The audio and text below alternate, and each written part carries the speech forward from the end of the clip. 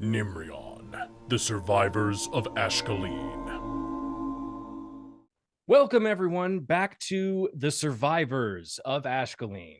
I am your friendly neighborhood dungeon master, Mr.DanDyDM, and I am joined by my awesome players here. We have to my left, Jal Horden, played by Matt, also known out there on the interwebs as War Torn Knight. Glad to be here. Moving right along down from Jal Horden, we have Nesca. Hi, I'm Taylor, otherwise known as Virus on most social medias. So thanks for being here and thanks for having me. Thank you for being here. And we have Ivar, the Forsaken, played by... Hi, I'm Victor. Victor underscore the Story Weaver on the talks. And yes, I'm playing Ivar. Very excited. So let's do this. Okay. Last we left off, we are all aboard a dwarven city ship after having a calamitous night aboard upon the seas, where a massive storm front comes in and completely wipes y'all out, along with perhaps some forces beneath the currents that were at work. During this tumultuous, traumatic experience, your crew is reduced by one, as Zophie Wolfsbane was lost to the depths. Tears all around. Yeah, nobody cared. Hi. So, you have been just recently brought up aboard this massive dwarven city ship that is the size of several football fields. And you are all sort of just gazing in wonderment at the architecture around you. All of it is very uniquely dwarven, but it has been repurposed in many ways to make it floatable, I guess is one way to say it. And you also realize that while this ship does come with sails, you do feel like there's this hum beneath your feet as the ship is moving under some sort of power of its own. As you look around, you see the dwarf who ended up bringing you out of the ocean, Zagain Hammermail, and you see him. He looks to be an older mountain dwarf who has extremely long, straight blonde hair and gray eyes. And he has greeted you cordially. He's brought you aboard. He's commanded the other dwarves to provide these, fur blankets that you are all wrapped in at this point. At the moment, you are looking very much like a bunch of drowned rats right now. But you are sort of beginning to feel sort of the warmth of the blankets, and your spirit is slightly renewed. As you gaze down the alleyway that is directly in front of you, you do see that around the alley there is many different shops, as it looks to be almost a dwarven bazaar of sorts, where things are being made and crafted, and there are different smells of different smelting going on. And you also see down the alley what looks to be some type of tram that is transporting everyone add Blanky to inventory. One dwarven Blanky. And you see a tram of sorts that's being used to bring dwarves from one side of the ship all the way to the front, or from the back of the ship all the way to the front. And it is used just to you see multiple trams coming and going, just hauling various dwarves all over the city. At this point, Zagain Hammermail, let me just pull out some dice. You're dead already. Roll for initiative. No. He addresses the group. He's looking at Yanshu, and he's looking at Rihanna, and he's looking at Ivar and Nesca and Jal, and he's, so who's best to talk to right now? Who's the leader of this group? Who speaks for all of you? Nesca just pushes Joel forward. All right, all right. Okay. Yeah. If you insist, Yes, sure. lad. It seems that you lot have had a bit of a rough go of it. Mind telling me what brings you to these waters? Happenstance and a good current, I suppose. Give me. Roll for initiative. What? No, like. Okay, let I'm me not ask you lying. You're not lying. this. He sort of gives you a look, like, is this person being sarcastic with me? Yes, absolutely. uh, Jal will continue. He'll just go because we did tell him, hey, Ashcaleen is gone. So he'll continue and just say, as the city was going up, we were lucky enough to manage to get on a ship and get out to sea. And one of ours is apparently from far to the east. So we're just trying to get them where they've been from. So if perhaps we could. And some complications came up. I'm sure you're aware of what can happen out here. And needless to say, our yacht turned into a band of barrels tied together, and that fair vessel brought us to your great city ship. Well, I must say I am sorry to hear of your misfortune. I will say that you are very lucky that we saw you when we did. We were actually about to change course and head north just to get around the storm that was moving through. But unfortunately for you, it looks There's like a storm, but yeah, interesting. moving right along, he acknowledges that you're making light of the situation. He doesn't seem to find it that funny though. And he's just continues to and he snaps his fingers, and suddenly you're from all sides you have some dwarves, all of them they don't look terribly dangerous, they're armored, and they look to be they're holding their arms out for any weapons that you might possess. It's like, if you wouldn't mind, we're going to relieve you of some of your more pointy possessions, and we're going to usher you to a comfortable room prior to your audience that you will have with our queen, Fari Flintmace. Let me just check and So- see what weapons I have. So just a general, reminder, the world of Nimrion, the seafaring dwarves, what is like the general consensus, especially for Jal coming from Ashcaleen, that he should expect from these dwarves? Okay, actually, give me a history check. Natural 20, so 19. There we go. It's gonna be smooth sailing the rest of the night, guys. It's gonna be awesome. You remember pardon- what happened last time? Pardon the pun.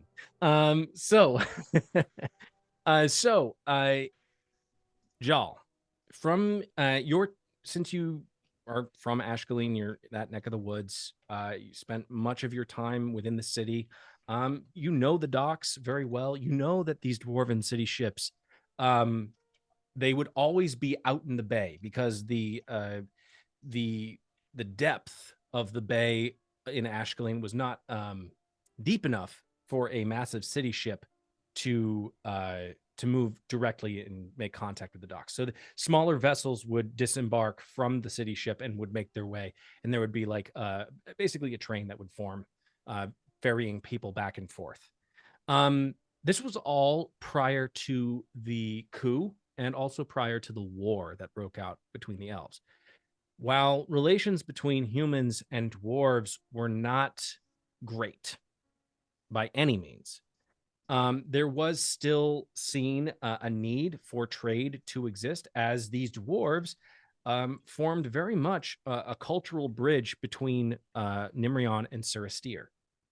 They would ferry goods. They were very much seen as merchant vessels, merchant cities, and so it would be like materials would be picked up in Brecca or in one of the many coastal cities in Siristir. And what would happen is things might get crafted aboard the dwarven city ship and then sold when it got to Nimrion, or the goods would be, or the materials would then be just given to the people in Nimri or in Ashcaleen. From what you remember about the dwarves is that they were, whenever you encountered them, they were extremely isolationist, and they are very distrustful of humans. So seeing you maybe you don't have the best taste in their mouths when it comes to seeing someone of your stature, and Ivar as well, because Ivar presents as human. Dun dun dun dun. So with that, pretty much Jaw's just trying to play it cool and just kind of like, yeah, sure, no problem. Here, I'll start, and he'll reach back and relinquish the only weapon that he has on his person, which is a dagger. At this point, one of the dwarves steps up and takes the dagger from you and looks it over. And you could sort of see that he is examining, not only is he taking it from you, he's examining it. And you sort of see a look of just like, yeah, he's a dwarf. What do you want? It's standard issue. I didn't buy it. At this point, one of the other dwarves approaches you, Nesca, and just holds their hand out. Reluctantly, I hand over my quarterstaff, my short bow, and darts. Okay. And I am very careful not to make skin contact. Okay. And my mask is in place. Right. I do remember that. At this moment, Nesca, you also notice that Yanshu has a mask in place as well. Mm-hmm. Yanshu very reluctantly pulls out his daggers, unsheathes them slightly, closes them, and hands them to the dwarf who's sort of at his side. And he looks at the dwarf and he's just like, "You might want to be very careful with these." And the dwarf sort of gives him a weird look, and then he's like, "I would very much like it if you didn't unsheath these blades." And the dwarf is like, "Okay." And Okay, Boomer. Sure.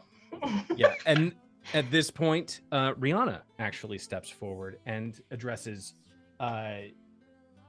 Zagain, and she says, "Excuse me, Master Dwarf. My name is Rihanna Nightmore. I am of the Nightmore merchant clan in Brecca, and my father would very much like to hopefully have me returned to his house. I don't suppose that you all are headed to that area of the world." Zagain looks her up and down. Again, she's human. Like, well, that'll be something that you'll have to discuss with the queen. Unfortunately, that's very much above my coin purse, if that makes sense. Yeah, take it up with her and the different dwarven governors that are on the ship. Give me a perception check. Andy, I did a bad thing. I forgot I have a level of exhaustion. I should have had disadvantage on that history check forever ago. That's dirty 20. That you had a dirty 20. Okay. 22. 22. Oh. 4. You go, leader. You're seeing sort of the reactions of the dwarves, and you're seeing how they're looking at you, human presenting person, and you're sort of like very much focused on like your sight lines and making sure that because you definitely feel like you're kind of surrounded at this point. And it's kind of just a second nature thing, being a member of the Red Guard or formerly a member of the Red Guard, that you are it's sort of a natural thing for you. Like you're always checking your flank. Nesca and Ivar. It's at this moment that as you are you're surrounded by dwarves, you look over the side where you had just come from the ocean, and you see suddenly pulling slightly alongside of this city ship is another massive dwarven city ship, much similar in size to this one that you were on. And behind it, another dwarven city ship. You are, in fact, amidst the dwarven city ship flotilla in this moment. And Nice. you realize that it is just your luck that you happen to get pulled onto this one, as this is where the queen supposedly is located. Returning to Ivar. Ivar, one of the dwarves approaches you and he holds out his hand, gives you the up and down, sees that you're an older gentleman. You're what, in your 50s? Yeah. About. But you have like this brilliant white hair and this silvery beard. He looks at you. It's a very nice bit of facial hair you got there, lad. Thank you. No problem. Your weapons, please. Ivar hands over the sack where he has carried his javelin and his old armor. But he does not hand over the sword. I'm gonna need to have that other blade that you're carrying, though. As he takes the sack from you with the other weapons. Ivar looks at this dwarf evenly as he just says, "The sword stays with me." He sizes you up, and this dwarf looks at Zagain. Zagain looks at Jal. Why is your friend giving in my mate trouble? You don't need to speak to him. You can address me. Oh, I'm sorry. I thought he was the leader. I am a man of my own mind. Okay, man of my own mind. Why are you giving us trouble here? We already told you were giving up your weapons in order to be on this vessel. And I've already told you the sword stays with me. Gentlemen, I do believe that perhaps we can come to a compromise. What if, in this particular case, on a gesture of good faith, perhaps we can tie the sword in its sheath, as the warriors of old would do in court meetings, to make sure that, nobody was stabbing each other at the dinner table. Surely you remember this old Ashcaleen tales and stuff like that. Give me a persuasion check. I am so mad that I have disadvantage on this because of that exhaustion that I put on myself. I would just like to point that out. Yeah, you did this to yourself. I had completely forgotten that you had a point of exhaustion. It's still a dirty 20. I had a 16 and a 19, and I got a +4, so it's a dirty 20. Damn! Okay, I still- understand. Okay. You attack your players with that dice?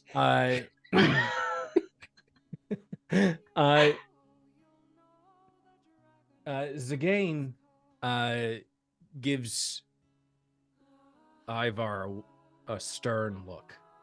Then he looks over at Jal, and he hears the words that you're speaking, and his mind sort of recalls, like, the different court experiences, perhaps, that he has undergone when he was traveling and going to the different centers of power throughout Odromia, and how people were less than happy to relinquish their weapons. I'm also getting rid of this music because everybody knows what this is. What is it? It's freaking Skyrim.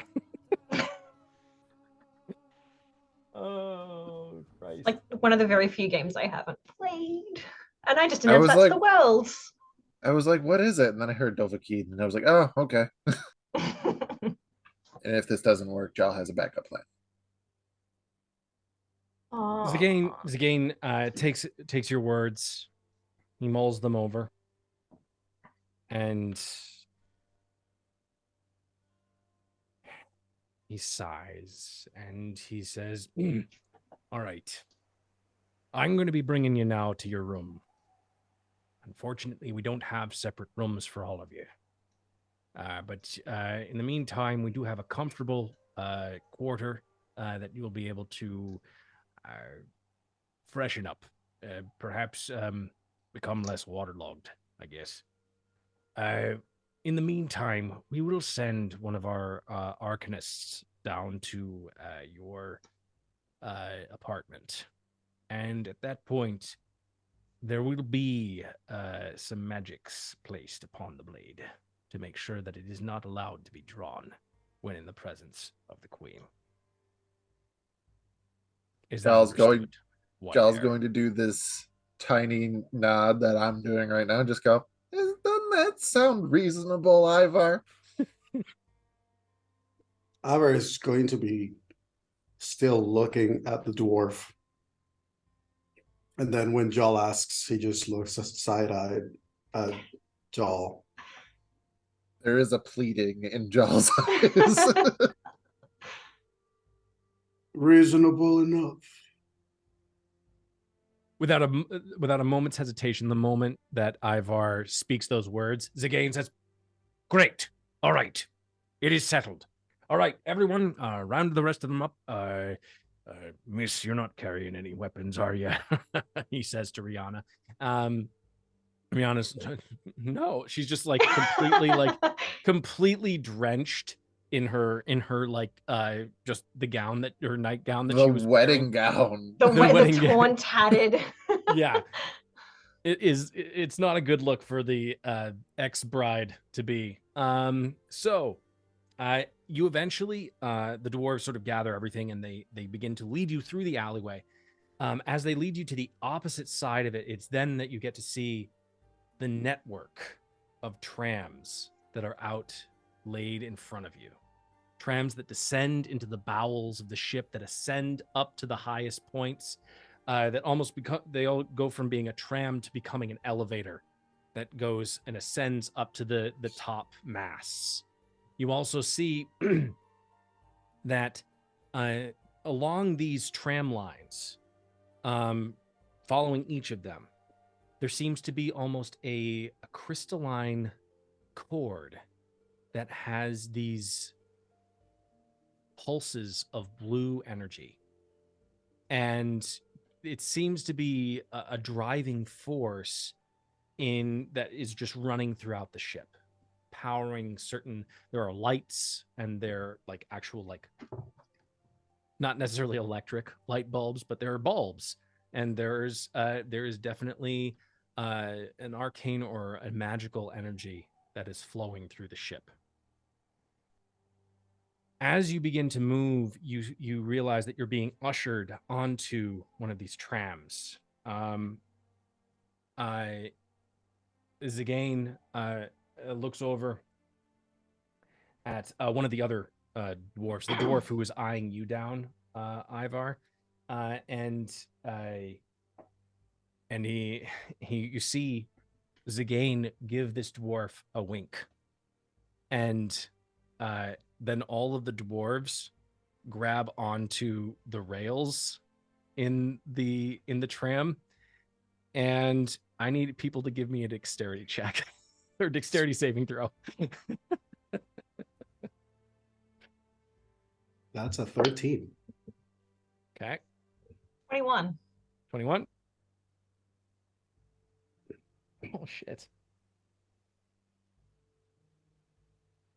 Okay. 14. 14? 14, 21, and a 13. Okay. Everybody except for Nesca grabs on, like, sees the rail, sees the sort of the interaction, grabs onto the rail, and suddenly you're all sort of knocked back into each other, and you're all sort of like crumple onto the ground as you don't take any damage, but it's like one of those things, it's embarrassing. And all the dwarves around you just start to guffaw loudly. Humans. And they Getting up. and they're very, very much laughing at your expense. Nesca, on the other hand, you managed to grab on just in the nick of time as the tram suddenly shoots forward under an impulse of some kind, and you see this. You're just moving very, very quickly right now. Not necessarily bullet train speed, but you're moving at a very quick pace towards the middle portion of the ship. You were in the aft area, and now you are moving towards midships. Ivar's going to stand up slowly. Nesca was going to offer her hand to whoever was closest and yank them up. Yanshu is actually was standing right behind you, Nesca, and you see him just sort of very much in no way maintaining any shred of dignity as he was as he realizes that he was in a weak moment, or in a moment of just like not paying attention, was suddenly knocked on his ass, which is something that's very uncharacteristic of the both of you, but for whatever reason it just completely slipped his mind and he just suddenly landed right almost on top of Rihanna. And he like takes your hand and sort of looks at you very meekly and is just like, thank you very much, I appreciate it. And he sort of looks down and he takes Rihanna's hand and brings her up, and she grabs onto one of the handholds that are in the tram. I just give him a nod, but I don't say anything. I'm assuming that the one who was giving me the eye before was laughing too. Oh yeah, all of the dwarves were very amused. After Ira gets up, he just looks at him and says, "What is your name?" My name, Tharkar Bottlehelm. Tharkar Bottlehelm. What you see before you is a 99, you look about 100-year-old mountain dwarf who has like cropped, straight auburn hair and brown eyes and very rough brown skin. Ivar hears that. He looks him up and down as he just adds, "I shall certainly keep you in my prayers." As I will you in mine. And he winks at you. There's no wink, it's just flat out expression. Just yeah, there's no shortage of mirth that is being had by the dwarves in this moment, as they're all sort of just chuckling and laughing at most of your expenses. The hold on. The tram actually begins to, once it reaches midships, actually begins to ascend this collection of buildings, basically, in the center of this ship, that look to be like residential apartments almost. All of them very dwarven in architecture, although they are, like, the exterior of them are inlaid with precious stones and metals, and seem to also be running this crystalline conduit that pulses this blue energy. You begin to ascend up the side of this until you reach about almost 50 feet in the air. You reach this platform where suddenly there's a jerk and it stops. All of you are now holding onto the handrails so you're not knocked on your ass again. Yanshu, in this moment, he has his hand on the handrail, but he also grabs Nesca's hand in this moment and just squeezes Nesca's hand and just whispers in your ear, "Keep an eye out. I don't think they know that we aren't human."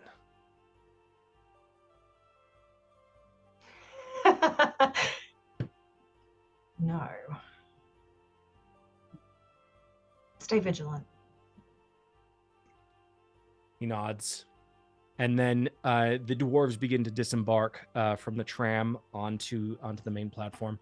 And you see Zigane look at you, and he's like, all right, come on right this way.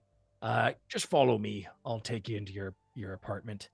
At this point, Rihanna, very happy to be off of the tram,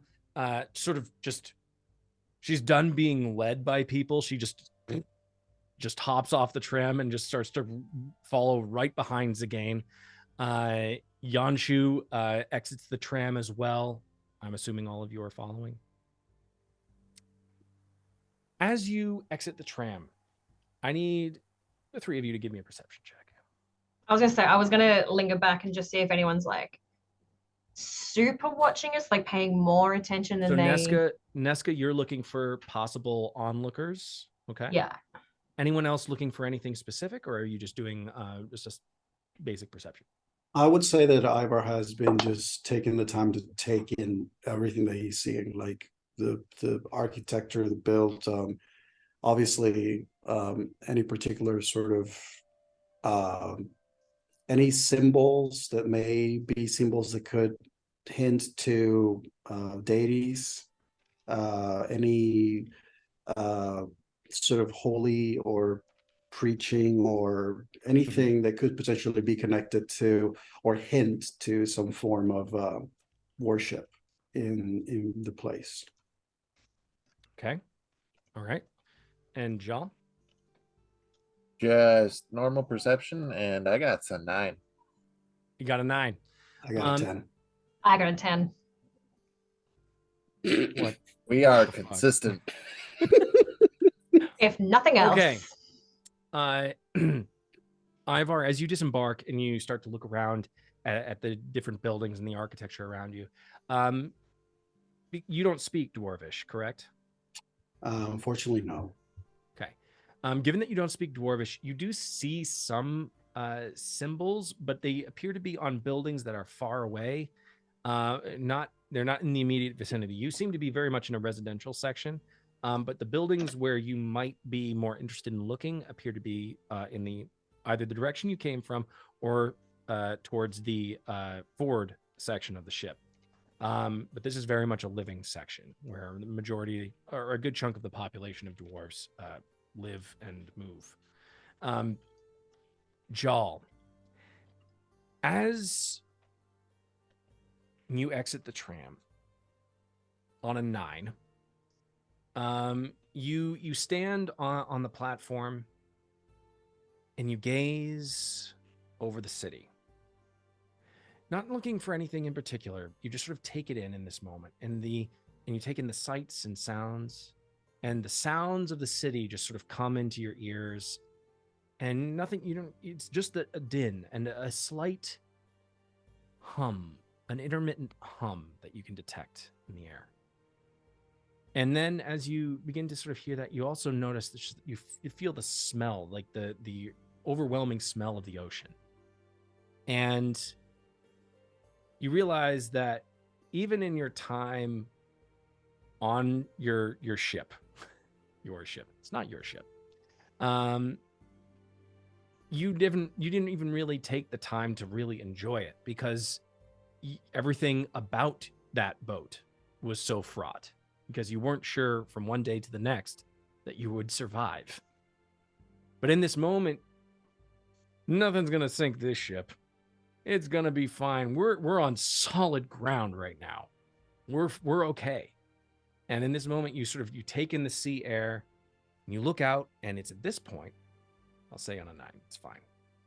You look out over the ocean, and you saw the 2 city ships, but now that you have a wider field of view, you see that not only is this ship, but you see 5 other massive city ships that are either 2 that are slightly behind this ship, and then 3 that are off to the side of this ship. And based off of where you are, you can't tell if there might be other city ships on the other side of the ship where you are, but your view is obstructed and you don't know. Something you do I'll say you do recognize, and this is something that I feel like Jaal, this would be unique to Jaal in terms of what they look out for, because they tend to be, because of their time in law enforcement, they are sort of like always checking on like weaponry and what a threat level is. These city ships that you can see, and maybe it's just because you didn't notice it when you were coming in onto this ship, but these city ships out there seem to be very heavily gunned and armored. With weapons that you've never really noticed or seen before. But they definitely seem to be armed, and a lot of them. And at that point, you hear Zagain saying, "Excuse me, Greenie, come on this way." Yeah, sure. No, I was just wow, I was just really admiring your boat, if I may put it lightly. And he'll kind of point out to one of them, just go, "What? Who messes with you out here that you need something like that?" Zagain hears your words. He looks at you. He looks at the other ships out in the ocean. No one. And that's how we like it. And then he turns and starts to walk, leading the rest of the group. Nesca, you hang back for a second, just to see if anyone's paid any attention to any greater amount of attention, given the fact that you're not dwarves. And nothing is immediately apparent. Everything seems to be simpatico right now. Everyone seems to be paying their own business or minding their own business. I'm assuming everyone is following Zagain into the apartment building. Okay. As you all begin to move into the apartment building, you are suddenly struck by the fact that these apartments seem to actually be like very nice, kind of swanky. Which, like, as you're thinking about it, as you're looking at over all of the like amenities, you're like, huh, these dwarves are very resourceful. And then you realize that they basically had to pick up their kingdom and put it on boats. And that's why everything looks the way it does. But everything is like overlaid in like precious stones and golds and fine metals. And not in a gaudy way, just like very ornate. And like the craftsmanship, all of it has been thought upon. And everything is intentional in where it is placed. And every indentation, every hammer stroke has been felt on these things, and it is gorgeous in this moment. We're moving up in the world, guys. As you are led into this apartment, you realize that even though Zagain said, is like, unfortunately, well, we only have the one room. This one room is actually pretty freaking huge. As it extends, there's this massive balcony that you have in your apartment that it gives you a full, almost 180-degree view of the front of the ship. So you are able to see the stone and crystal palace that is at the very front, where where it has been said the queen is located. Also, there are very nice furnishings. There are 2 beds in this room, along with just massive pillows that are off to this one side where people can just like grab a giant, basically picture a love sack. If you know what that is, it's a giant beanbag. Yeah. So basically picture one of those and you've got it. Then there's a massive long dinner table that has like wine goblets on it. And there appears to be some fruits and breads, almost like a charcuterie board that has been sort of laid out. You're not entirely sure if it was laid out just for today or if it was laid out for you guys specially, but it does seem to be food that you all can eat. And then, of course, there is off of the main room, which is the room. There are facilities that you can use. Well, I want a different room. This doesn't meet expectations. This is not the view that I wanted. So yeah. I wanted a view of the back of the boat.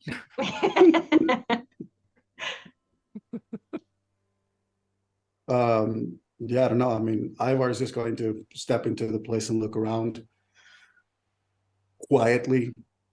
He probably clocks on the food that seems to be laid out and approaches it, just like looking at it, grabbing if there's like fruit or something, like grabbing something and inspecting, just like sniffing. Various fruits are laid out. All of them appear to be well, the majority of them appear to be sort of a citrusy fruit. And there are several different meats, like very much like if you had like a pepperoni platter, or like if you were going to make a sandwich and you had like a meat platter in front of you, you'd have your various, like, here's a turkey, here's your roast beef, here's your ham, like that kind of thing. It's just sort of laid out. Speaking my language now. Did I just make everyone hungry? I apologize. Yeah. So yeah, it is. And then of course there are the wine goblets, and there are these it's not a pitcher. It's a carafe. A carafe. Thank you. I was gonna say a decanter. Carafes and decanters of wine. These crystalline decanters that have wines of various colors that are laid out. Go and freshen up. She doesn't even, it's not, the words are not even out of your mouth. She immediately makes a beeline for the facilities. And as you see her get to the door, she's just taking off the dress, and she goes in and just, like, she's half undressed, and she looks at everyone and just like closes the door. Yeah. Before you put that in your mouth, let me first. So Nesca, you want to test the food? Yes. Okay. Yeah. So like I'll sniff it and I'll pick like random parts of like different parts of the board and swirl one of the wines and give it a bit of a taste. Because even though I'm immune to poison, I assume I'd still be able to detect it. Give me a medicine check. Hell yeah. Ooh, +6. Let's go. 8. 8. Tastes like really good food. Okay. Are you also sampling the wine as well? Yeah, just random ones, and I'd like swirl it. Because different poisons can settle or sit on the top, so like stirring it up, giving it a sniff. Okay, I'll gargle one of them. Give me a separate medicine check for that. Okay, come on. Just to make it interesting. I just want to see what Here we go. That's a 12. So that's an 18. Cool. Yeah. As you sort of like swirl the wine in the glass or the goblet, and you're just sort of looking at coloration, and you're smelling it, and you look like a sommelier right now. If you weren't checking for poison. And it appears to be all of the food and the drink that has been laid out in front of you appears to be legit. Like, it does not appear to be poisoned in any way.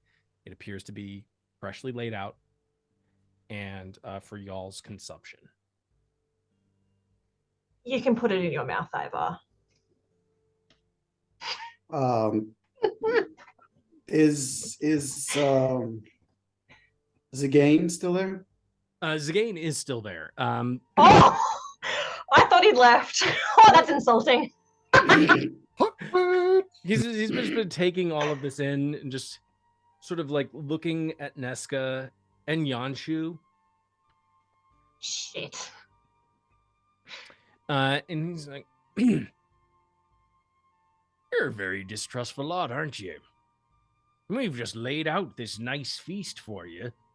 Very, very last minute, by the way. Just happened to have this, in the kitchens, and we decided, we have guests. We'll show them some dwarven hospitality. Forget the fact that you've kicked my ancestors and me out of the kingdom that we once had up in the mountains, and you've turned the world that we had into just a crater. But yeah, sure, test our wine, test our food, see if it's poisoned or not. I hope you choke on it. And he walks out the door. Can I stop him before? Can I call him out and stop him before he leaves? Sure. What do you Um, want, white hair? Ivar just, do all your constituents live in rooms such as this across your sailing cities? Yeah, for the most part. What about the least part? You're in the least part. Ivar looks around again. I mean, this is a single. This is basically our studio apartment. We also have 1 bedroom, 2 bedrooms. Does that answer your questions? I suppose. Well, I meant no offense. oh, of course not. And he looks at you, Ivar, and he says, "Keep a lookout. We'll be sending one of our arcanists down to bind your weapon. Should there be any tension or difficulty of any kind," and he pauses for effect, "I'll have no qualms hurling you over the side again." Good. Got it. Very good. Thank you And very much he- for your hospitality. And he turns on his heel and walks out of the room. I hiss. Yanshu sees you hiss, and you hear a sort of a mirthless chuckle. I'm just gonna say you see Ivar taking like just a single piece of like meat, putting it in his mouth, start chewing, grabbing a berry, taking that, grabbing a small little bit of glass of wine, holding it to his head, looking at it, taking it like a small shot, and that's it. And then he moves to whatever viewpoint they may have in this place. And so the balcony. Yeah. So yeah, you do that. You enter the balcony space, and you see out in front of you just basically, if the ship were a compass, the northern side of the ship, and you see just these massive domed structures beneath you, all of which seem to have are generating a certain amount of like heat, and it appears that this is where these dwarven structures are, where the craftsmen are located. And you see beneath them there is this running molten liquid that is running in circles around these buildings and then entering the building. And then you see sort of a belt of some kind that's running, that is churning out pieces of fashioned metal. So basically they're crafting and they're moving these things, then they're finding, and you see other dwarves that are just taking them off the belt and then putting them on carts or taking them into different shops, and you're not entirely sure where they go from there. But beyond these structures, you see the steady slope up of these smaller what look to be governor buildings that then slope up to the massive crystal palace. I'm going to sit down and just hoe into the food because it's been a fairly long time since we've been able to eat. So I'm just going to hoe into it. As Zagain leaves, Jaw kind of, with what he said, kind of follows him to the door and lets it close behind him. And as it does, he just kind of holds his hand against it, takes a big deep breath, turns around, looks at Ivar and Nesca and just goes, "I can't take you guys anywhere. I need 3 things in this order: paper, food, and a nap." The food is right here. Paper first. Why? I want to write a thank you note. I have things to do. Okay. I don't help him look for paper. Ivar turns around as just looks over his shoulder as he hears the conversation with Jal, and he just speaks to Nesca. You could suggest for him to say to you what you want to know. I don't think that would be a very, what's the word? Yes, indeed, it wouldn't. Intelligent thing to do. Indeed, not And if you intelligent. have something on your mind, just say it. Mom and Dad stop fighting, and Jal goes into like a desk where there's probably an ink or something, and just sits down and starts writing. Ivar is just going to have a moment where he looks at Nesca over his shoulder and in a very low voice, he says, "You could not endure what is in my mind." Try me. Perhaps one day. You're saying this out loud? Yeah. Okay. Yanshu is sort of watching this exchange between Ivar and Nesca, and he's just sort of like nervously just like fingering a piece of ham and this sort of like just sort of waiting for something to happen. Fight. At this exact moment, suddenly the door to the facilities opens and Rihanna exits, fully resplendent, sort of. Hair is dry, no longer sort of like swathed in seaweed or smelling of salt or seawater. Very much. But the interesting thing, the wedding dress is gone. The tattered wedding dress is gone, and she is wearing some female dwarven clothing that fits her fine, but it is also just small on her person. In this moment also, you hear at the door there's a knock. Jal's going to, as that happened, puts the ink pen down, just go, no, I'll get it. And he'll get up and go to the door. I wasn't going to. So you open the door, Jal? Okay. At the door is standing a shorter dwarven woman, shorter for dwarves, that looks to be fairly old. Like, if you had to guess, probably in like 200 years old. They look to be about a mountain dwarf, and they have short braided gray hair and gray eyes, but smooth golden skin. And they look you up and down.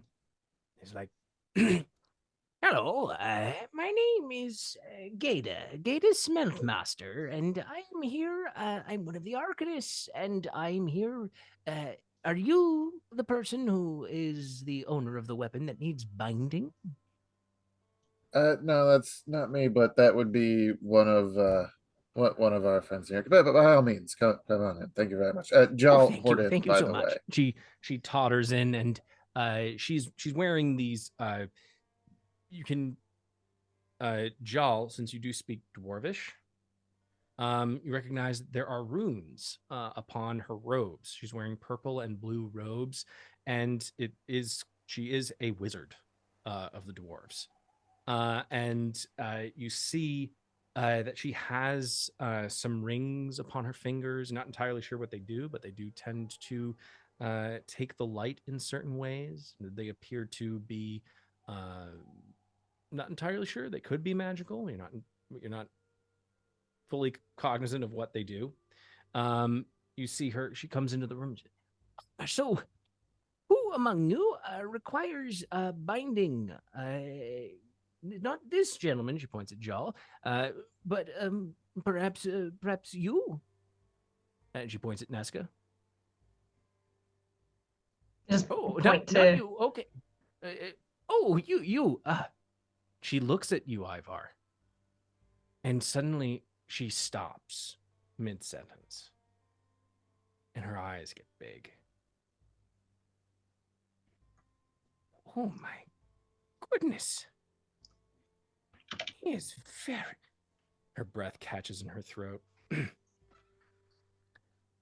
Yeah, we're used to it, but this is usually how it happens at first. My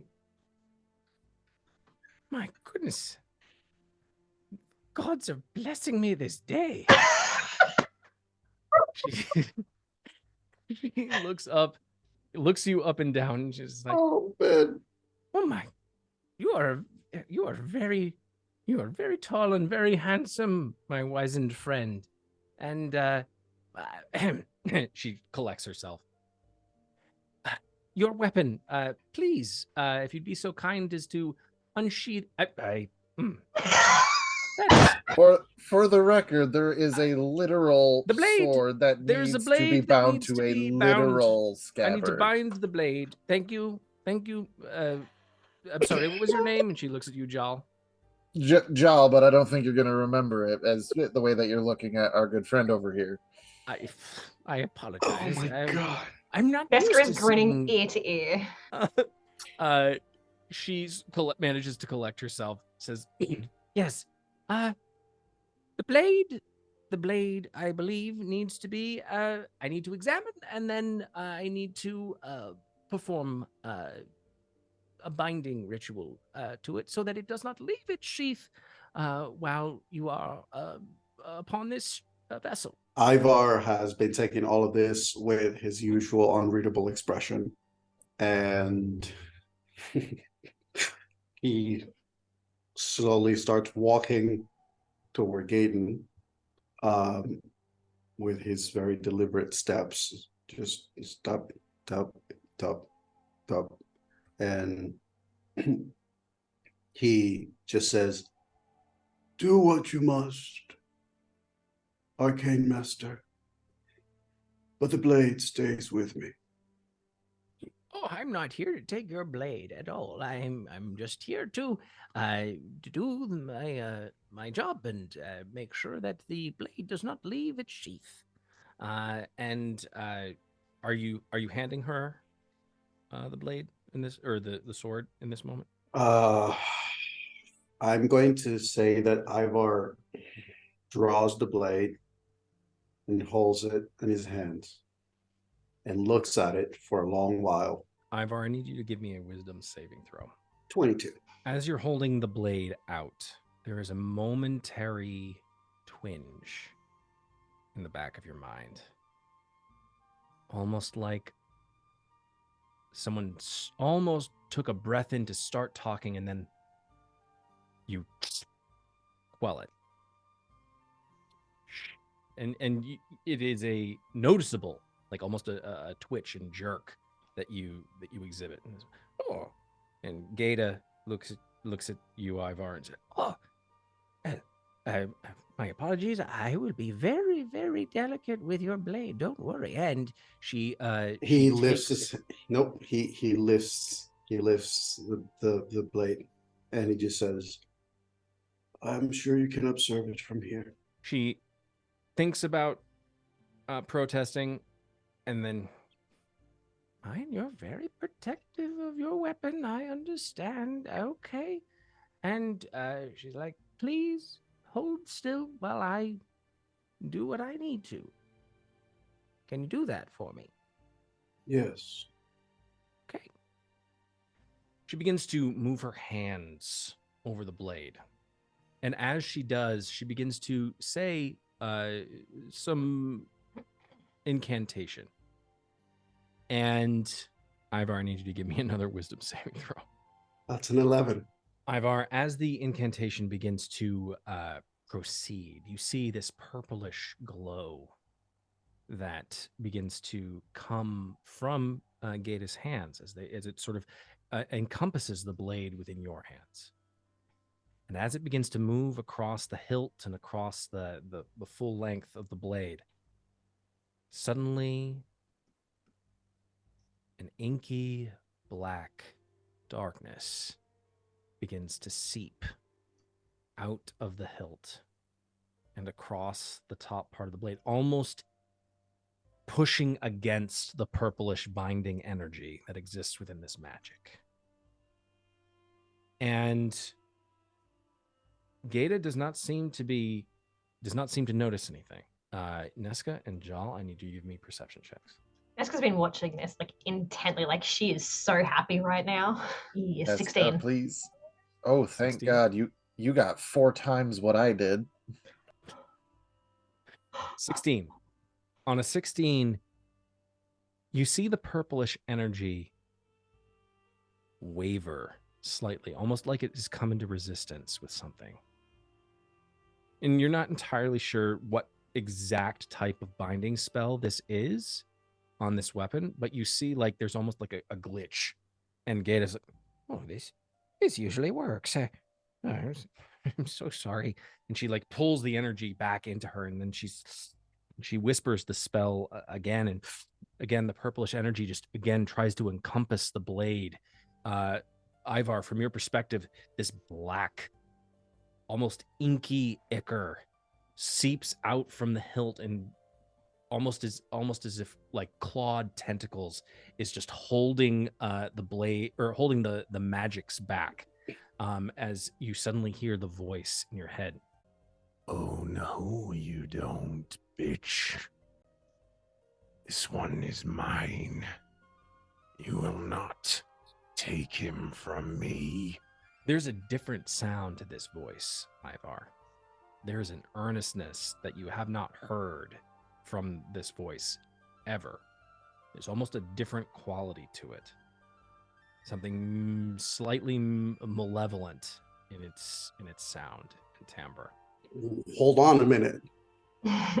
When Ivar hears that sentence, his eyes lock on the sword and he speaks back to it out loud. Yours. Yours.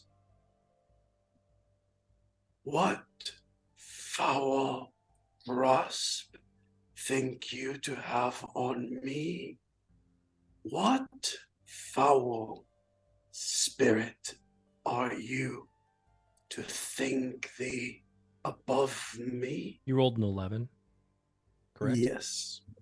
Ivar, as you speak out loud your rejection of this voice and their message, suddenly you feel this painful jolt right near the core of your chest, and you take 8 psychic damage.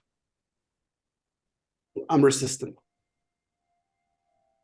You take 4 psychic damage. Andy loves hearing that they are resistant to the damage that he hands out. I love that so much. It's a Oh my college gosh. start. It's a college start. It's a college start thing. This utterance from you does not go unnoticed by Gata. Gata notices it, hears your words. It's like, I'm so sorry. I this usually works. I promise. I don't mean to offend you in any way. I just, if you'll just give me a second chance at it. So I have a question. After I feel the psychic damage, is there a way that Ivar can attempt to exert his will as a fight back? I'll say, give me an Arcana check. 18. Okay. I was not expecting this. On an 18, you grasp the blade tightly and you pull it away from Gata's immediate reach. And you say what you say to the sword. And you're just, it's like suddenly beads of sweat. Your hair becomes damp and your beard is slick with just sweat just pouring from every pore in your body. And your eyes suddenly go black. Ivar, before you, the Dwarven city ship disappears. And you are no longer aware of your surroundings and where you were before. Nesca and Jal, you see Ivar's eyes go jet black. You see just the perspiration coursing down his face as he suddenly flexes and he's just holding onto the blade. You see the hand that clasps the blade just cut, and you see the blood like leak out upon the blade as you see him try and exert control over something. Gata has been knocked backwards 10 feet and is now prone on the ground. Ivar, in this moment, the other is in control. What do they do?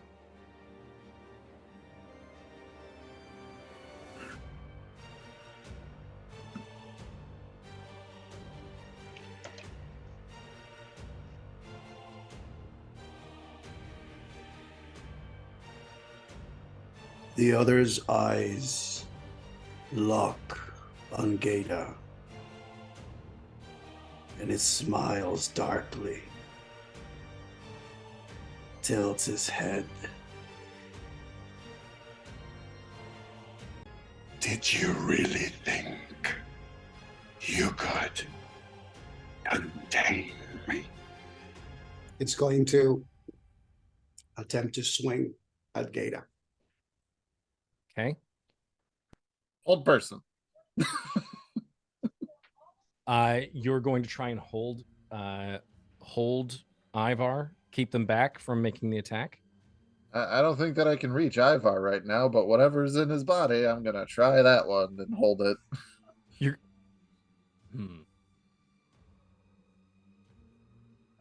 That's just me being a smartass. Yes, I'm trying to hold person Ivar and Okay. I was just like, Would be the body, technically you don't know. You just think it's Ivar and something right. like cracked in this moment. Right, and Jal's not for it. Jal is, no, you are not attacking this poor woman. We're going for hold person, which, by the way, is it's my last spell slot for the day. So let's hope it works. Okay. What is your spell save? 15.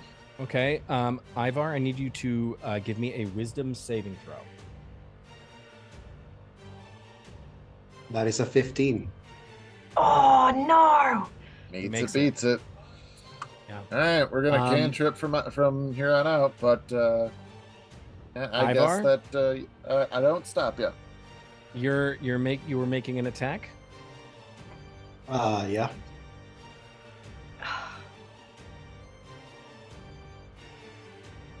You know what? Since I felt the energy from Jal attempting to hold me, Oh, it would have been very, very much so. He holds the hand with the ring out, and it's just green light chains tried to wrap you up, and were unsuccessful. so you probably would have seen as the blade was raised and then the change happened. And then it just turns to Jal. And he just says, Grovel. and casts command on Jal. And you need to make a wisdom saving throw of 15. Okay, we'll say this action. Well, the tables have turned. We'll say this action, and then I'll allow Nesca to do one thing, and this will be sort of a reactionary round, and then we will have to roll initiative. Sure. oh my god! I'm so excited. That is a 15. I rolled a 12 plus 3. The command spell goes out from Ivar or someone, and there is a mental will force that Jal exerts and holds a barrier against it from entering his mind. Just for flavor's sake, what was the command that you were? Oh, it was grovel. Grovel. Yeah. Grovel. So You with do not that, grovel. in that moment, feeling it, Jal just kind of, and dirty up these fine pants that I just got? I don't think so, buddy. Nesca. There's so many things that I can do. I'm going to launch myself over the table, and I'm going to attack. I have a quick question for DM. When they ask us to give up our weapons, would I have had to give my shield? Yeah, all weapons except for the sword. Okay. So that lowers his DC. AC. Oh my god. Okay. Where's my armor strike? Let's go. That is going to be a 24 to hit for the first strike. Does that hit? Yeah. And then Fuck him up. second Fuck is going him to up. be a 17 to hit. Oh, you bastard. Nope. Okay. So it's 1d6. I'm also going to say that Nesca is going to have to make a dex saving throw. Okay. Because as soon as he feels the first punch and turns to you, still holding with the chains and looking, from Jal, then to you, It's like a little lizard. and when he says that and he Oh, goes, he's figured it out. and with little lizard, the mouth opens and hellish rebuke fire comes through. Ooh, okay. I got a 24. No, 22. 22? Yeah. Okay, so I'm you're living for going this. to take Thanks, 5 Lily. points of fire damage. Okie dokie. And I hope you didn't have anything Oh, else hang on. prepared. That's a spell. I already succeeded, but I get advantage. I still succeed. It's 20. Still succeed? It becomes a 23. Okay. I still succeed. Okay, so damage needs to be divvied out. So you hit Done. him a couple times. How many times? I hit him once. How much damage? 8 points Eight. of bludgeoning, 8 points of bludgeoning. Okay. All right. and then he did hellish rebuke, and so my second attack missed. Okay. And then I'm going to take. I'm going to spend a key point and do patient defense, Okay. and just say, "Snap out of it." But I'm not casting command. That's just Nesca. Okay. All right. Attacking was my action. So did damage have to be divvied out for hellish rebuke at all? Already I halved took it. 5 points. Yeah. Yeah, Oh, I halved it. 5 was half. Yeah, it was a total of 10 points of fire damage, and you succeeded, so you take half. Cool. Okay. Yep, I've taken 5. All right. Everyone, please roll for initiative. Let's go. Hey, you know what sucks? Initiative rolls are ability checks, so I have disadvantage. Ivar, what is your hit point total currently? Wouldn't you like to know? Yeah. 72. 72. Thank you. And my initiative was 13. Hell yeah. I wasted a key point. I got a 10. I got 19. What did Galder get? Or what was her name? Gata, Gata. Yeah, what did she get? I'm rolling that up right now. You got a 15. Okay. Jel, you said you got a 10? Precisely. Anyone else's heart like beating in their mouth? I've just accepted death.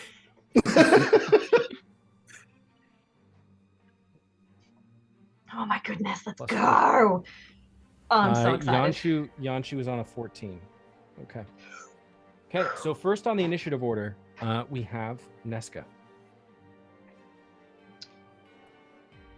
I was Yeah, gonna and you keep did use a saying- key point for patient defense. I know, I'm so mad. I didn't expect to roll that well. Damn it. That's fine. That's fine. Whatevs. Whatevs. I don't need it. Let's go. That's a dirty 20 to hit, That hits. and that one's a miss. So first strike is 6 points of bludgeoning, and then I'm going to do flurry of blows. That's a 24 to hit. Yeah, that's And hits. last one is a 22 to hit. Those two hit. So another 8 points and another 4 points, and then I'm going to spend another key point and do Hand of Harm, which is going to be necrotic damage. Another 8 points of necrotic damage. 8 points of necrotic damage. How much damage before the necrotic? 22 points 22 before Before that. necrotic. So a total of 30 points. Not a total of 30 points.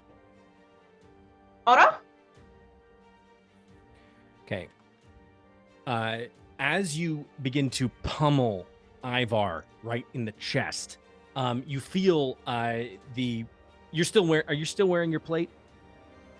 You feel the plate give as you begin to just punch, just impacting these blows directly and making serious indentations, cracking into the plate with your fists. As you finish your blows, you then extend your hand, your palm, to basically empower Hand of Harm upon his chest, letting out this necrotic energy that you hope will take away more of his ability to fight you. As It you does feel, as he feels this Lord. impact, suddenly this inky ooze begins to drain from Ivar's eyes. And suddenly you hear a voice that is not Ivar's. Oh, that felt good. Oh no. Oh, I Do just healed that him. again. And Oh. you heal him 8 points. Shit! Considering that this is a new round since we rolled initiative, I still have a reaction, correct?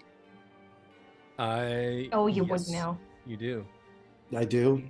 I would say that with that touch and feeling the heal and to do it again, it just says, Oh, please. Keep going. and from his chest and from his hand, once again, you need to give me a dex saving throw. This is Hellish Rebuke again. Yeah. Okay, spell, so I get advantage. Natural 20 for 26. There you All go. right. He casted this at second level, so you're taking even half. You're taking 11 points of fire damage. As you put that hand and he felt the healing, and he put the hand on you, and that hand that made contact with you just basically creates this between you and Ivar's body. There's just this almost like a small little spark of light seems to happen in the space between the two of you, and from that little spark the explosion just blows up and the flames just go in your direction. And that's when you know that you have the saving throws, like you have to move out of the way, because otherwise those flames would have taken you even further. Incredible. Love it. As you unleash this hellish rebuke on Nesca, Ivar, the voice, you are cognizant of the voice talking to you. And it is, in this moment, rebuking you. There is no way in the 9 hells that I'm going to give you up. Never. You're mine. This is Ivar in the blackness listening to this, correct? Yes. You don't see the physical world around you. All you see, in Stranger Things, when 11 goes to that special place Yeah. and it's like this inky black room. Yeah. That's where you are. Ivar, hearing the voice in that darkness, he just shouts and he says, "Then come here and claim me if you can." Oh, what's the fun in that? We'll get there. Don't worry. That completes your turn, Nesca. That will bring up Gata. Ada casts a 9th level meteor swarm. Data drowns the whole ship for safety. Gata, in this moment, gets up off the floor, sees shit going down in front of them. And it's like this old dwarven woman is just like, "Oh my God! Oh, somebody help! Oh, wait a sec. Hold on." And she is going to try and cast suggestion upon you, Ivar. Okay. It is a wisdom save. Mm-hmm. 17. That's an 11. An 11. Yes! Okay. Now, for flavor, For suggestion, though, you since suggest a course of activity and magically influence a creature. It's limited to a sentence or two. You can see within range that can hear and understand you. Creatures that can't be charmed or immune to this effect. The suggestion must be worded in such a manner as to make the course of action sound reasonable. Asking the creature to stab itself, throw itself onto a spear, immolate itself, or do some other obviously harmful act ends the spell. She stands up, collects herself. You see fear in her eyes, Nesca. Jal, you see her sort of collect herself. Oh wait, I have something for this. And she twists her hands around, and then she comes up within 10 feet of you. Oh no, she's within 10 feet. Within 5 feet of you, Ivar, as you were engaged in combat with Nesca. And she puts her hands not around your head, but near your head, like aiming her hands at your head. And she says, "You're very tired, handsome one. You should go to sleep." And I messaged you something. Yeah. Is that successful though? I messaged you something. Hold on, I have to answer. The game behind the game. This music, though. It's really, really hammering home the point of, did you wake up today expecting that you were going to be fighting one of your party members? Nope. Get yourself your own personal Arcanist Gata Smeltmaster, I believe was the last name. Get yourself a pocket suggestion spell. I do. And then you were like, nah. So, do you have, as a Kalashtar, do you have certain resistances and immunities? Yes. Psychic and disease. Any immunities to certain spells at all? Mm-hmm. Yeah. Data says that I'm feeling sleepy. And for a moment you see Ivar's expression change and just and you see his body slowly starting to go down as he looks at Gata.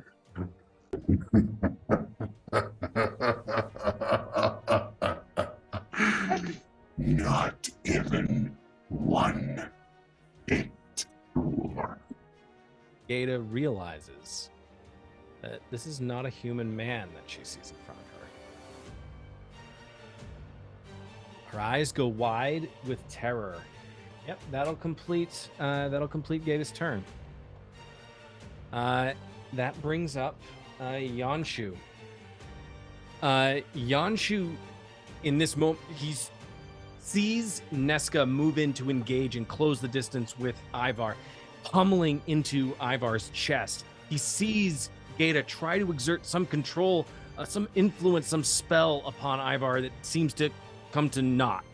He is immediately going to close the distance with you, Ivar, and he is going to try and grapple you. Okay. No, no, no! That is a 17 plus. That is a 19. And I need to do what? What do I need to roll? An opposed, what is it, athletics Strength check. Strength Yeah, check. opposed strength check. Athletics or acrobatics, which the target gets to choose. Athletics or acrobatics? That is a 24. Oh, pain! No, it's not! As Yanshu tries to, using his very slippery arms, is Yuan-Ti just muscles just try to coming in around you, trying to grab you and move you away from Nesca, because he sees what your next move might be, and he's trying to yank you away. So grappling, that would be one action. And that was a failure. Grappling is a special attack, so Yes. you can use it within extra attack if you have it. Okay. Failing as he comes in, tries to grab, he feels suddenly this inky black just slime coat his arms, and he loses his grip on you, Ivar, and he is instead now going to try and hit you. Clock you right in the head. That's a 5.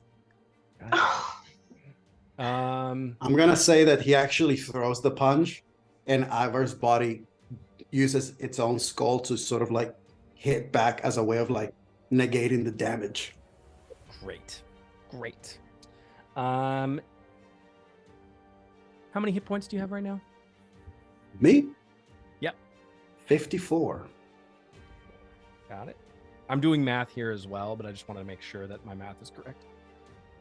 So that completes Yanshu's turn. That brings up Jal. Also, just so we know what's going on in the room, Rihanna screams and runs back into the bathroom. Forgot she was there. This poor thing's gonna that's be like, probably a I'm good never play. showering again. I was gone for 5 minutes. Ivar, it is your turn. After Yanshu fails to strike, Ivar's body looks at him and looks at Nesca. Worried about your little lovely friend. Let's see how concerned you can get. And Ivar's hand races, and you see the veins seemingly start to become black as his ink surrounds his whole hand. And then he aims his hand and throws it in Nesca's direction. How far? Nesca is still within 5 feet, correct? Yeah. So if that's a ranged spell, it's a disadvantage. Yeah. It's not this distance. It's not a range. It's Oh, actually, you! So when he says that, he goes for your throat. Oh, I know what this No, is. yeah. Does a 16 hit? Oh, meets it, beats it. Say psych right now. My AC is 16. Nesca, you take 10 points of necrotic damage. You feel from the tendrils as they reach your neck, and then it's almost as if they escape and leak through the pores of Ivar's hand, and they start swirling around your neck, and you can feel this necrotic thing just seeking to make you feel like you're asphyxiating. I love this. Okay. After that, that's it. Okay. All right. That brings up Jal. All right. So, seeing all this going down, Jal is going to try to maneuver so that he is more than 5 feet away from Ivar. You're already more Eh. than 5 feet from Ivar. Well, yeah, but there's a lot of people around him now, and I don't want to be shooting through people. So I So just you're just moving to get a better line of sight on Ivar. yeah, Okay. better line of sight, maintaining at minimum more than 5 feet, and Jarl witnessed how this all went down.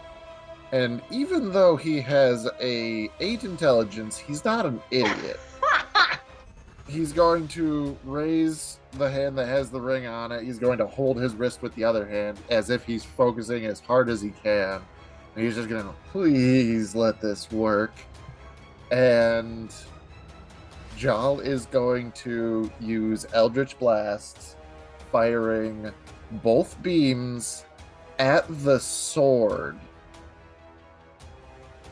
Okay. So just normal attack rolls, or is that just what we're gonna do? Is just normal attacks? Sure. Give me All right. 2 normal attacks. All right. Attack number 1, Zarwith +7. That is a 25 Yeah. and a 19. The 25 hits, the 19 does not. Oh. So I don't know how you want to do damaging objects and stuff. However, I will also be using my what's it called? The Genie's Wrath feature to add my proficiency bonus my proficiency bonuses worth of bludgeoning damage onto this attack. Okay. So we got 1d10 plus 7. I rolled minimum, so that is 8 points of damage. However, the big thing is repelling blast and also the crusher feat. I am going to shoot the sword 15 feet away from Ivar. Okay. So this is going to be a little bit of a mechanical thing. I'm going to say, I bet. Ivar, you get a reaction. I'm going to need you to give me a strength. Give me an opposed strength check to see if you can hold on to. He's used his reaction though, or are we? You have. Yeah. Okay. Yep, you've used your reaction. So I'm gonna say in this moment you don't anticipate. You don't see this coming. You are clearly focused very much on the 3 people around you: Yanshu, Gata, and Neska.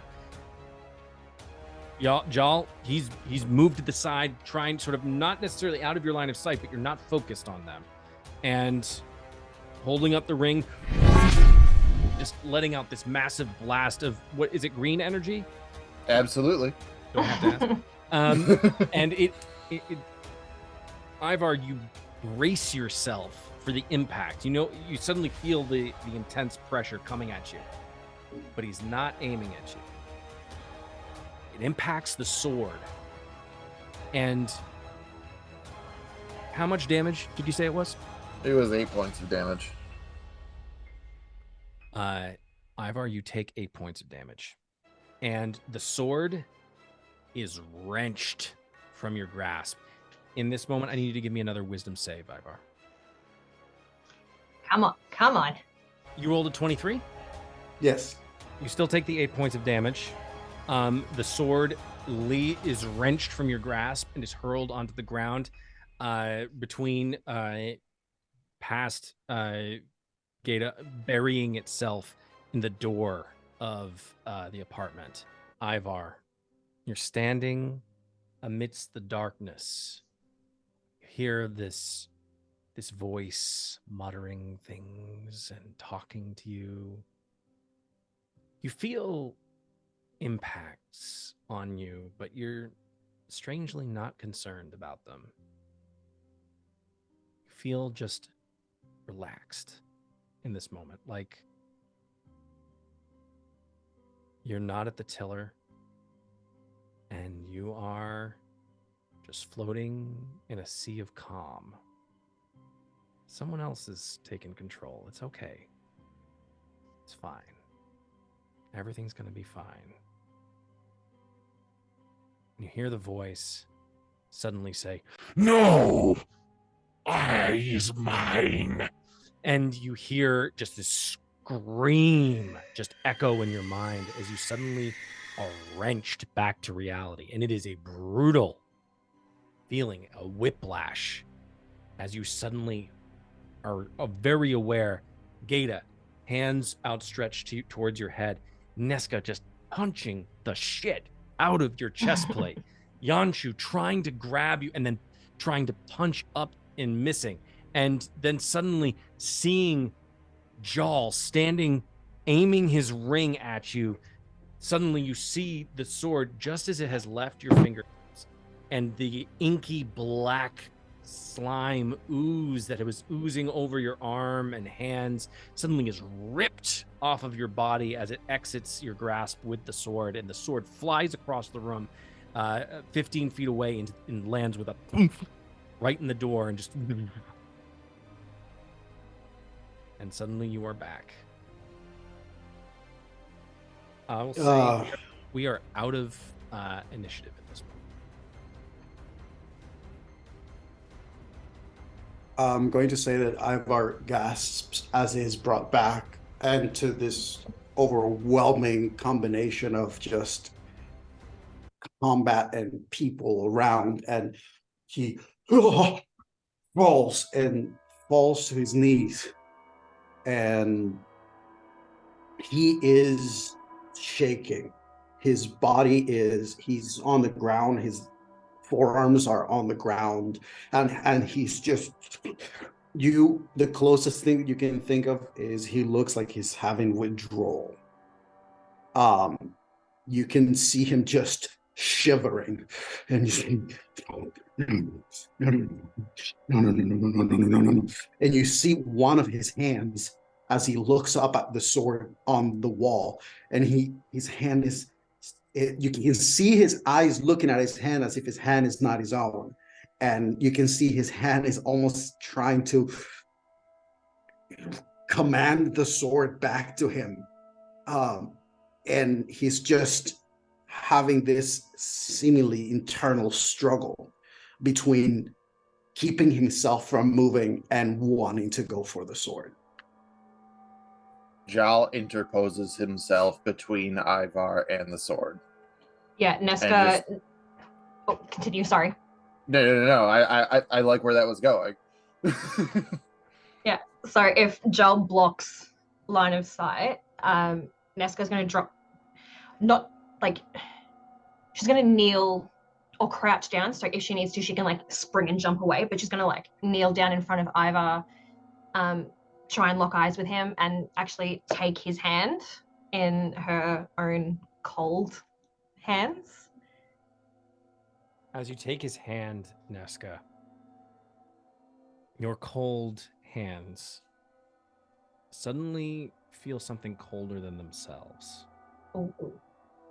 As you suddenly realize that Ivar's usually warm hands are deathly white. In fact, all of him is deathly white in this moment. His eyes have returned to their normal color. But he looks almost older in this moment, if that's even possible. And he just, this veil of exhaustion is on his face. Is just a deluge of sweat is just pouring from every pore, and you see that his tunic is just soaked, and just like all of the moisture is just being sucked out of his body. Yanshu kneels down next to you, Nesca, and looks at, like, takes Ivar's shoulder. It's like, what in the name of the gods was that? Gata stands with, like, next to Jal, getting as much distance. I'm so sorry. I didn't know. What was that? What was that? The sword, or was that him?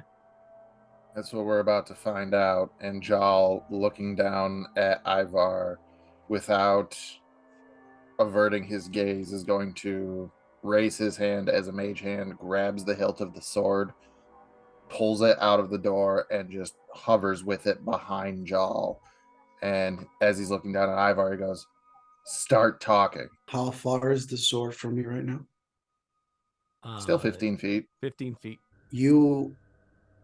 Ivar's eyes are locked on the sword.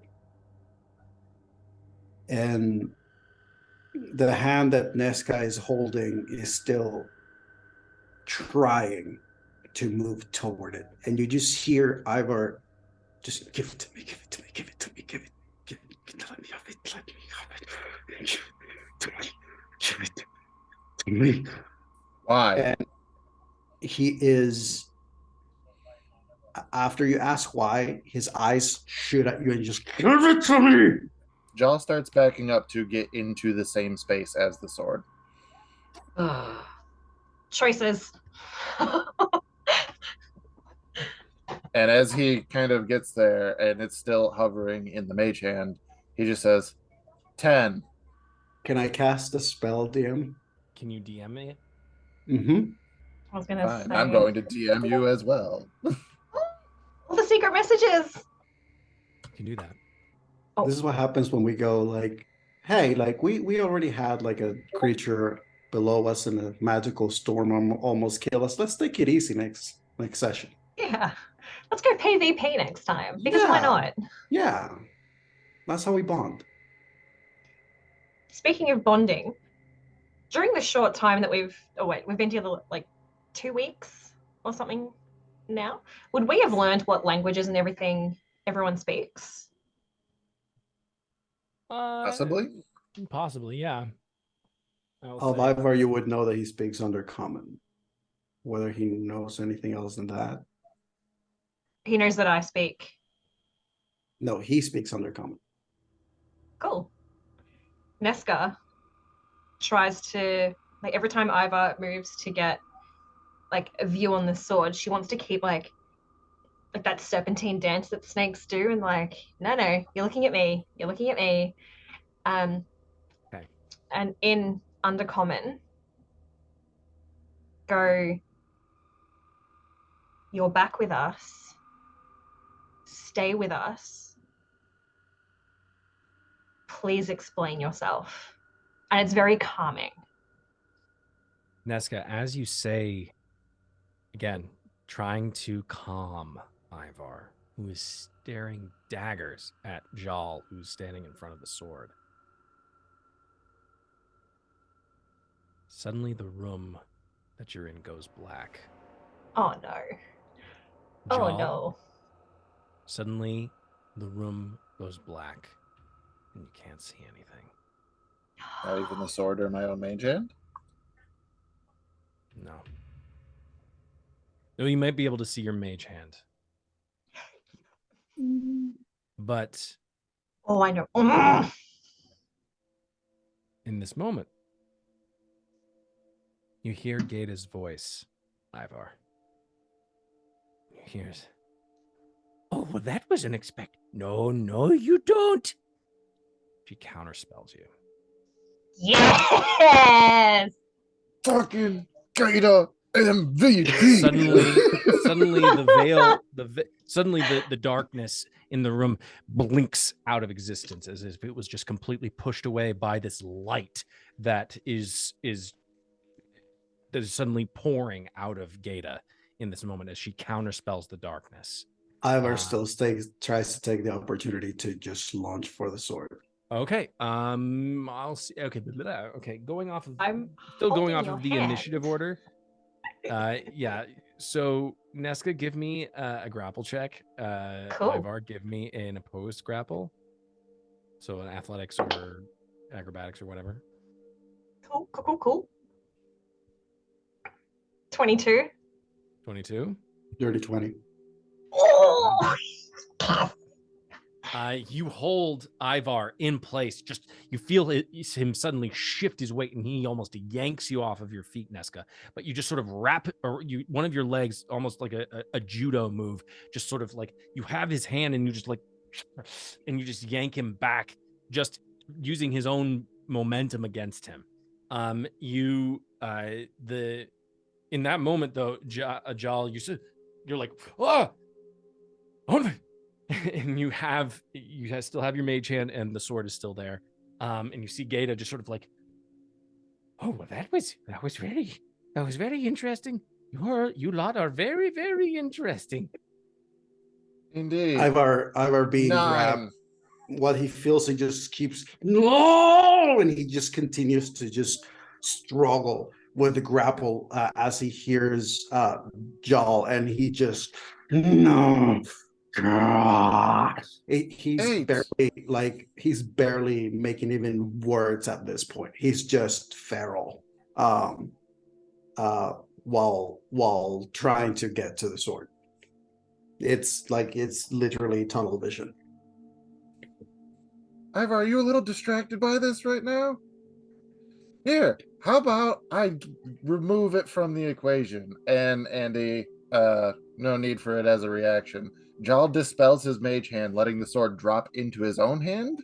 And the next thing that you see is Jal's ring and no Jal, and it drops to the ground. The ring drops to the ground. Yes. Oh, okay. Holy sh. Oh.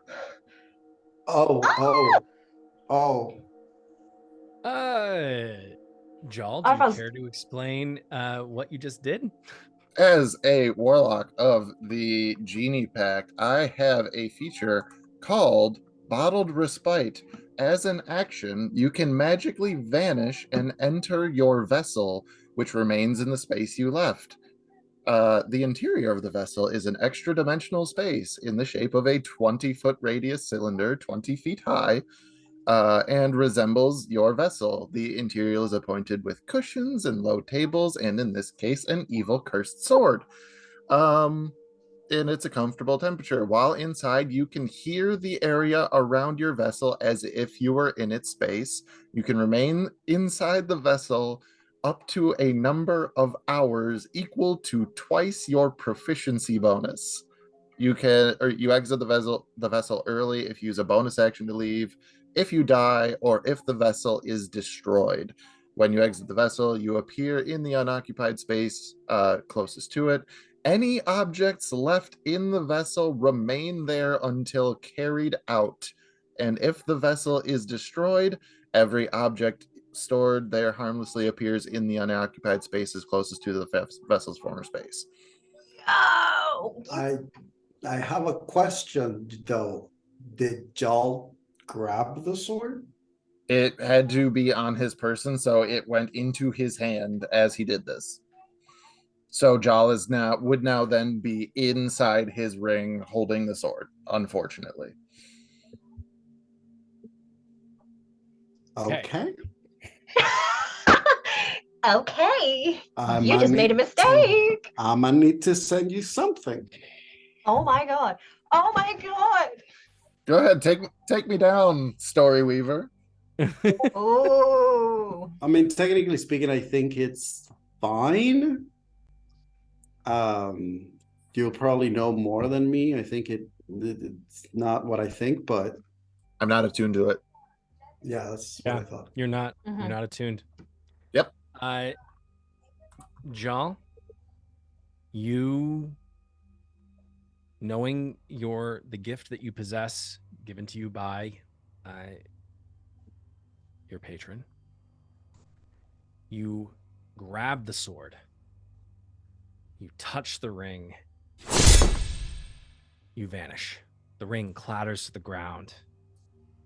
No Jal, no sword. The moment that the sword leaves this plane of existence, Ivar, you feel a calm come over you. And you feel a peace that you haven't felt in years. And it is almost as if in this moment, you feel a slight sense of emptiness. Like a part of you might be missing. Something is wrong. Something is wrong here.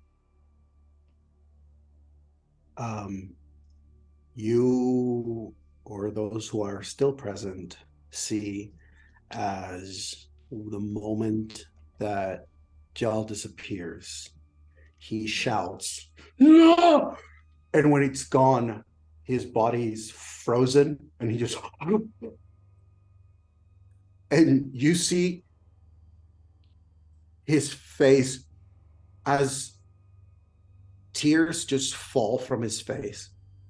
He's not even aware of them. And he's looking nowhere. His eyes go glossy. And his eyes roll up and he passes out. He just drops to the ground and faints. Oh. Niska's like, I didn't do that. His Majesty Lord DM, as I have just read again what Victor sent, Yep.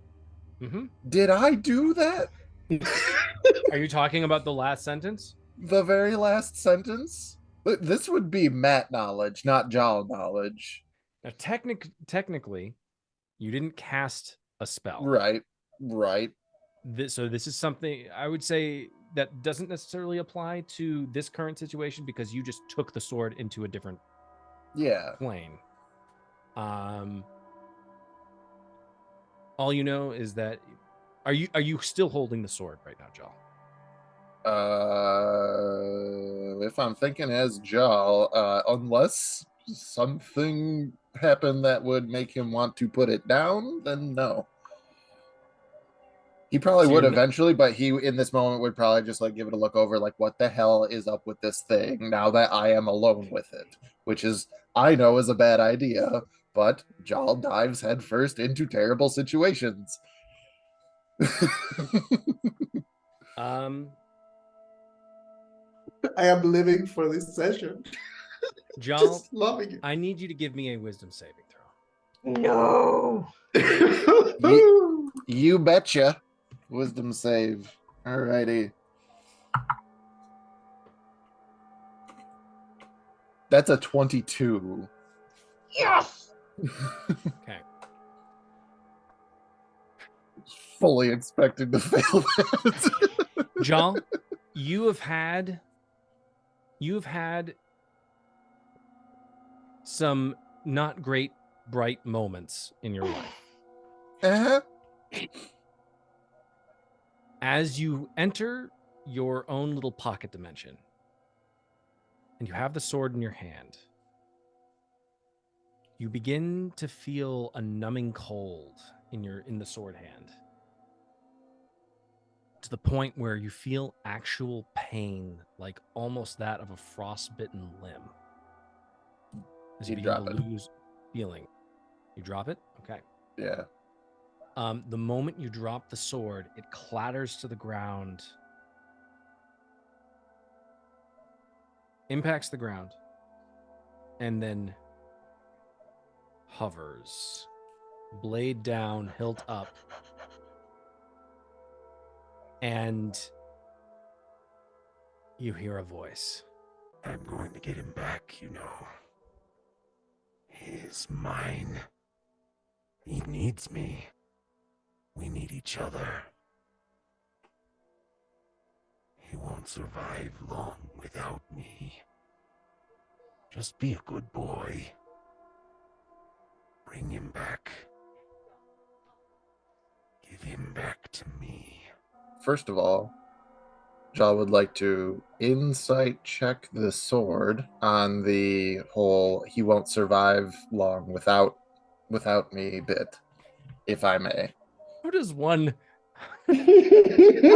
insight check an armament? That's a very good question, but I'm trying. I want to see if half of the hilt is flinching.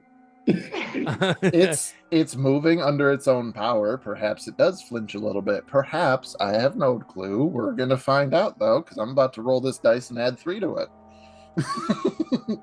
So long as that's okay, or you could say no, it's not going to be a No, thing. go ahead. No, go All ahead. right. Well, it's a 14 total. Voice seems to be very certain and unwavering in their determination. Well, so very certain that. So yeah, that being said, Jaw would take it as he probably won't survive long, but Jaw is always of the mind of he'll figure it out. So he's going to look at this sword, kind of shake his head, and just go, "You must not know me very well. I don't take kindly to taking orders." And Jaw leaves the ring with it, leaving the sword inside of it. As you make the gesture to exit your pocket dimension and return once again to the material plane, Mm-hmm. you hear the very brief and it's cut off. You suddenly blink back into the space where the ring was. The ring floats above your hand and then gently resumes its place once again upon your finger. Something you notice, Jal. The ring feels slightly heavier.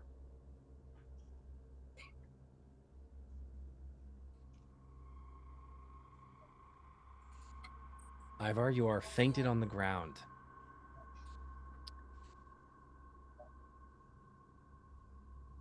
In your mind, suddenly you feel like you're dreaming.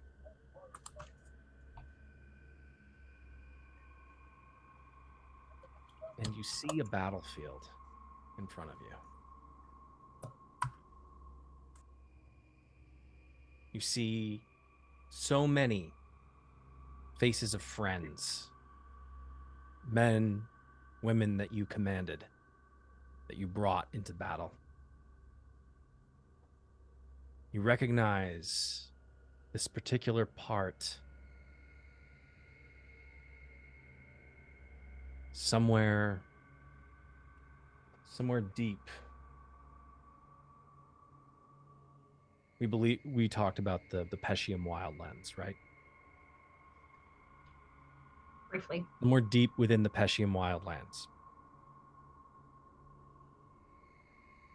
You're surrounded on all sides by jungle.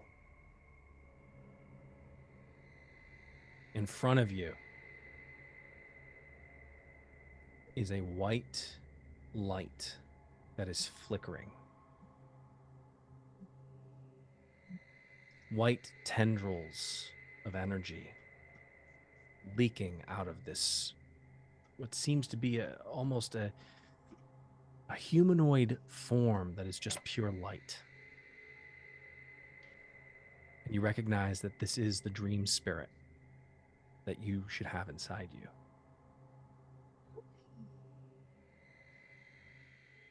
But in its chest, or where its chest would be, is the sword. Standing over this brilliantly white light creature. If there is a polar opposite to what your dream spirit is it is the nightmare spirit that is standing above it. And this nightmare spirit has its hand firmly grasped around the sword, plunging it into the chest. And you hear the white dream spirit give its last breath, and the sword is drawn back out. And the white dream spirit flickers and is gone.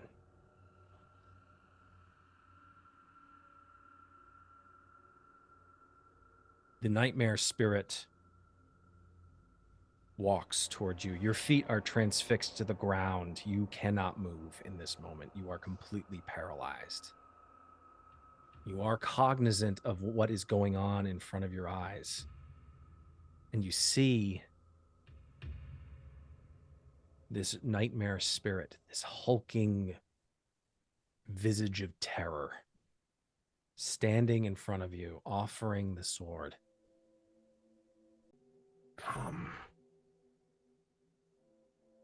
I need a vessel. We. So. I need you to give me a wisdom saving throw with advantage. 21. 21.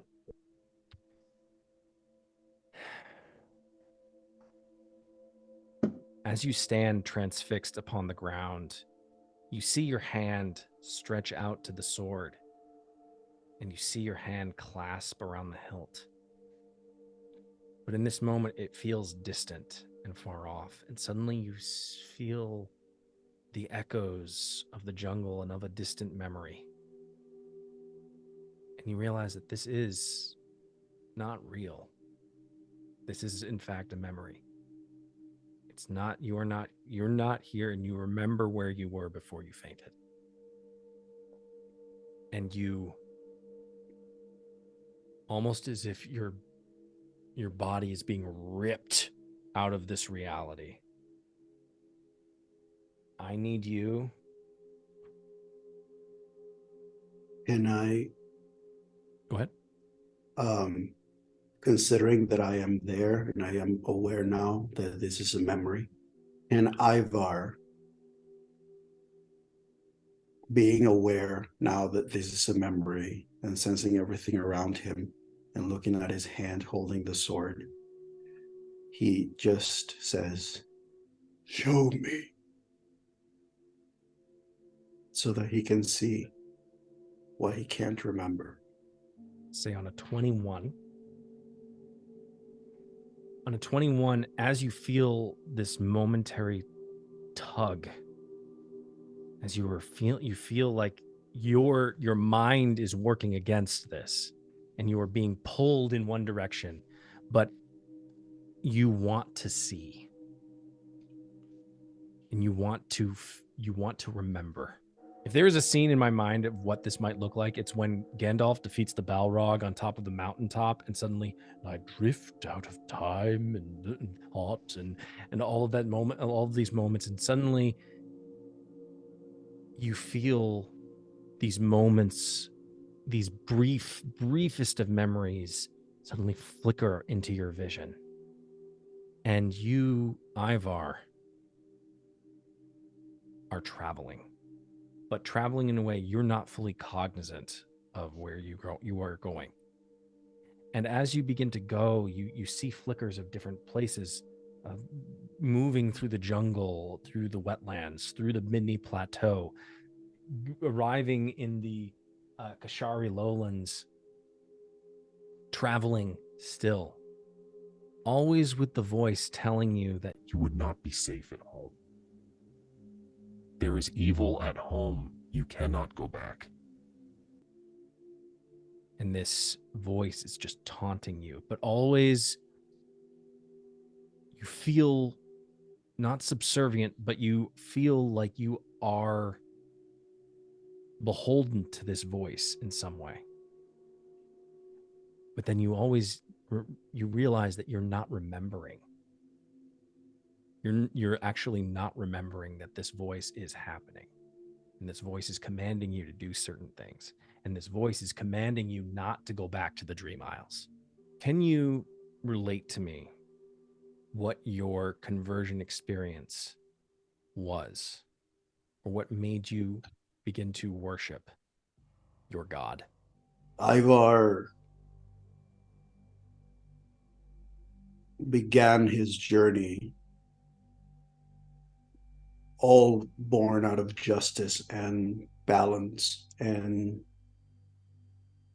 knowing that the world needed a strong hand of righteousness in order to maintain peace and balance in the realm.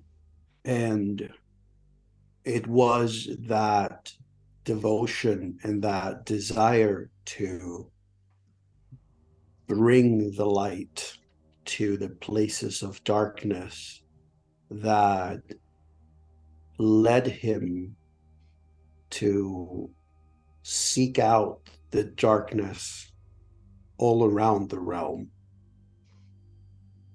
in order to vanquish it, because he believed that he was the hand of his God.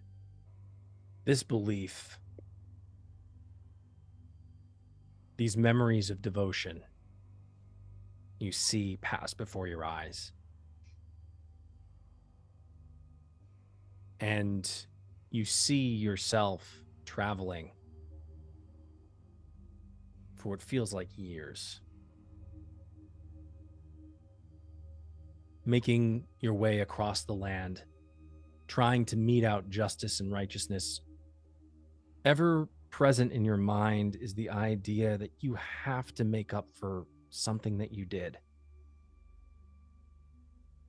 Something, some great evil, some great sin that you committed against someone else or some people.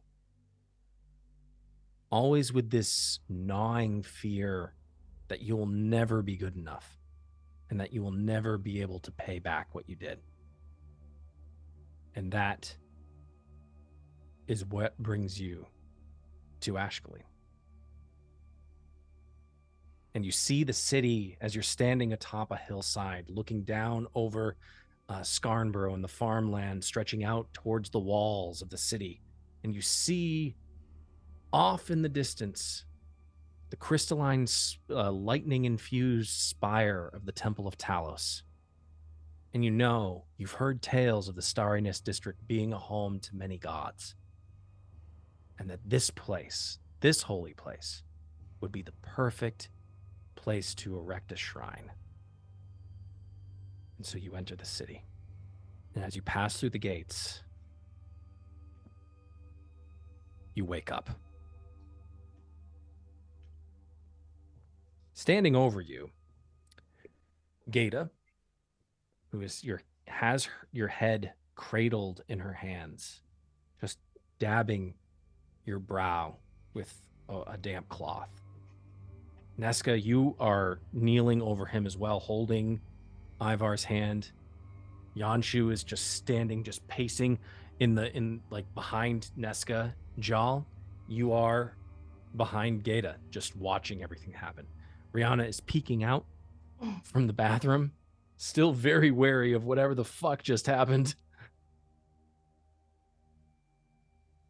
And that is where we'll leave it for tonight. Excuse you?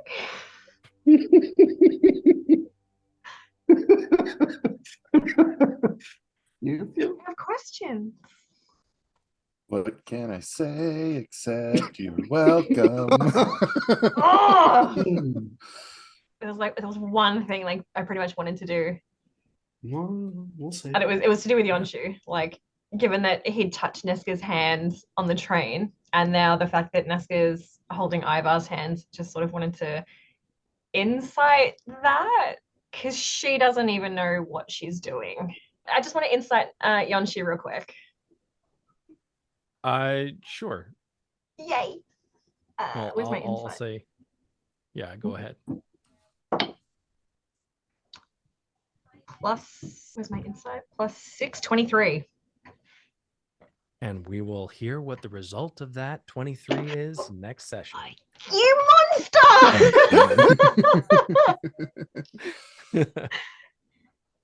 Oh, this was great, guys. This was awesome. Oh my god. I'm Yep. very interested to see how you guys bounce back from nearly killing a dwarven arcanist in the dwarven city ships right before you're supposed to have an audience with the queen. And the thing is that I did all this art for the queen, and I'm gonna have to wait till our next session to show you guys. Thank you all so much for joining us, and we will return next time to see what happens next with the survivors. Thank you again. Love you all. Have a great rest of your week. Thank you, everyone. Thanks. Bye.